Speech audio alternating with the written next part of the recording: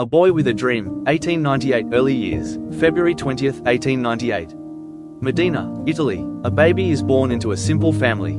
His father runs a small metal workshop. Nobody could imagine that this boy would one day become the creator of one of the most iconic brands in the world.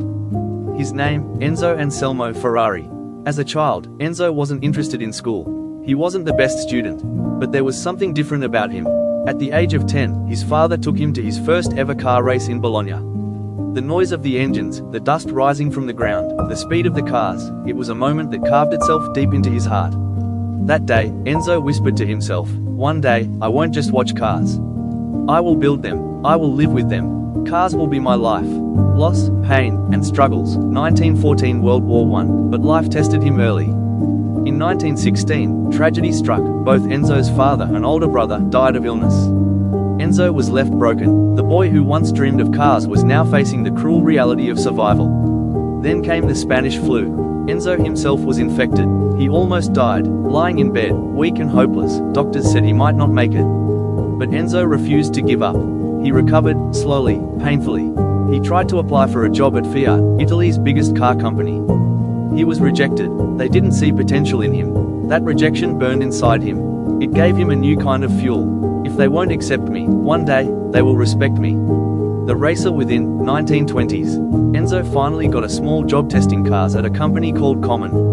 Later, he became a race car driver for Alfa Romeo. Every race gave him confidence. He wasn't the fastest driver in the world, but he had something more important, a mind for mechanics, a vision for machines, and an obsession with perfection. In 1929, he created Scuderia Ferrari. At first, it was only a racing club under Alfa Romeo. But in Enzo's eyes, this was the foundation of something greater. War, destruction, and rebirth, 1939 to 1947. The 1930s and 40s brought chaos. World War II devastated Italy. Enzo's workshop was bombed to the ground. Everything he built was destroyed. Most men would have quit. But Enzo? He started again, piece by piece. He shifted his focus from surviving to creating. And in 1947, it happened. The very first car with the Ferrari name, 125S, was born. Red, fast, beautiful, the wild horse logo roared on its chest. That wasn't just a car. That was Enzo's soul on wheels. Passion, rivalries, and glory. 1950s, 1960s, Ferrari entered Formula One. The world of speed became his battlefield. Every victory was proof that his vision was alive.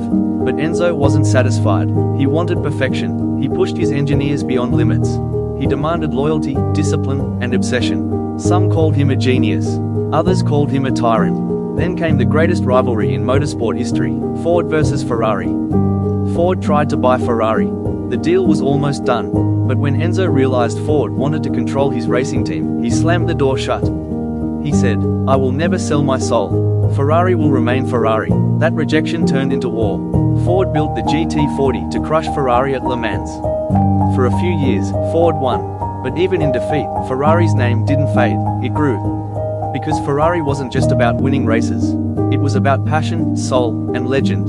The man behind the sunglasses. Enzo Ferrari always wore his dark sunglasses. People rarely saw his emotions. He spoke less, but his presence was commanding. Behind the tough image, though, was a man of pain. He lost his beloved son Dino Ferrari to illness at the age of just 24. That loss broke him. He once said, "The only real victory in my life would have been to keep my son alive." But even grief became fuel for Enzo. He honored Dino's name by creating cars under it. Ferrari becomes a symbol, 1970s, 1980s. By the 1970s, Ferrari was no longer just a car. It was a status symbol. Celebrities, kings, movie stars, all wanted to own a Ferrari. The company became a dream for millions. Red Ferraris were not just machines. They were pieces of art.